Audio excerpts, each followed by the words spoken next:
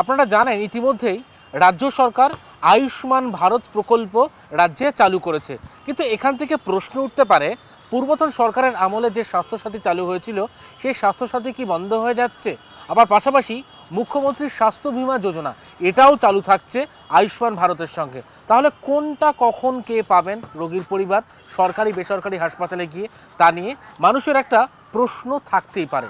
আর সেই প্রশ্নের উত্তরই ইতিমধ্যে পরিষ্কার করে দিয়েছে এসওপি জারি করে রাজ্যের স্বাস্থ্য দপ্তর। কি বলা হয়েছে এই এসওপিতে? এই এসওপি ইতিমধ্যেই রাজ্যের সমস্ত সরকারি বেসরকারি হাসপাতালে পাঠিয়ে দিয়ে এসওপিতে জানানো হয়েছে যে সমস্ত মানুষজনের ইতিমধ্যেই স্বাস্থ্যসাথী কার্ড রয়েছে সেই মানুষকে, রোগীকে যদি কোনো সরকারি অথবা বেসরকারি হাসপাতালে নিয়ে যাওয়া হয়, সেক্ষেত্রে কিন্তু দেখতে হবে সেই রোগী আদৌ আয়ুষ্মান ভারতের যোগ্য কিনা। যদি দেখা যায় আয়ুষ্মান ভারতের তিনি যোগ্য, তাহলে সেক্ষেত্রে আয়ুষ্মান ভারতের প্রসেস অর্থাৎ আয়ুষ্মান ভারতের চিকিৎসা পরিষেবা এগিয়ে নিয়ে যেতে হবে।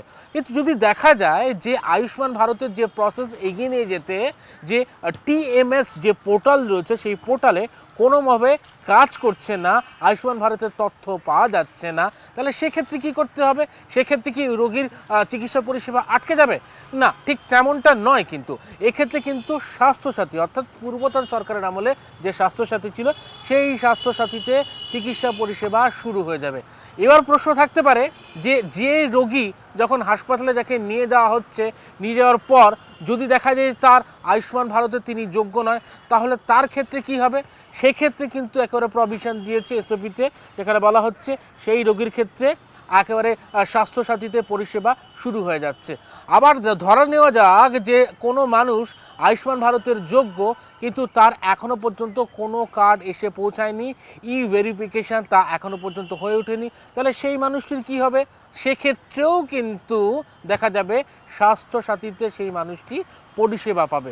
পাশাপাশি আবারও দেখা যেতে পারে এমন অনেক মানুষ রয়েছে যাদের ক্ষেত্রে যে আয়ুষ্মান ভারতের তারা সেই ক্যাটাগরিতে পড়ছেন না, আবার মুখ্যমন্ত্রীর যে স্বাস্থ্য বীমা যোজনা সেখানেও তাদের নাম নেই, আগে যে সরকারের যে স্বাস্থ্যসাথী ছিল সেখানেও তাদের নাম নেই, তাহলে তাদের ক্ষেত্রে কি হবে?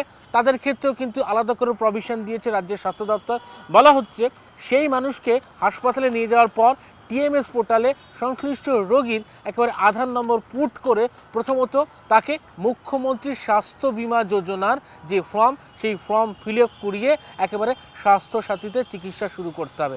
অর্থাৎ রাজ্যের স্বাস্থ্য দপ্তরের তরফ থেকে একবারে পরিষ্কার করে দেওয়া হচ্ছে কখন স্বাস্থ্যসাথী, কখন আয়ুষ্মান ভারতের প্রকল্প সেই মানুষ পাবে, পাশাপাশি মুখ্যমন্ত্রীর স্বাস্থ্য বীমা যোজনার সেখানেও কীভাবে সুযোগ সুবিধা পাবে সে কথাই এবার এসওপি জারির মধ্য দিয়ে জানিয়ে দিয়েছে রাজ্যের স্বাস্থ্য দপ্তর। এখন এটাই আমাদের নজর রাখতে হবে যে এই যে তিনটি প্রকল্পের মধ্যে স্বাস্থ্যসাথী প্রকল্প বলা হয়েছে আগামী 30 দিন, একেবারে 90 দিন থাকবে, চালু থাকবে। তারপরে মানুষ এই পরিষেবা পেতে গিয়ে কোনো সমস্যার সম্মুখীন হয় কিনা। ক্যামেরায় মনোজ হাজরার সঙ্গে অয়ন শর্মা, জি 24 ঘন্টা, কলকাতা।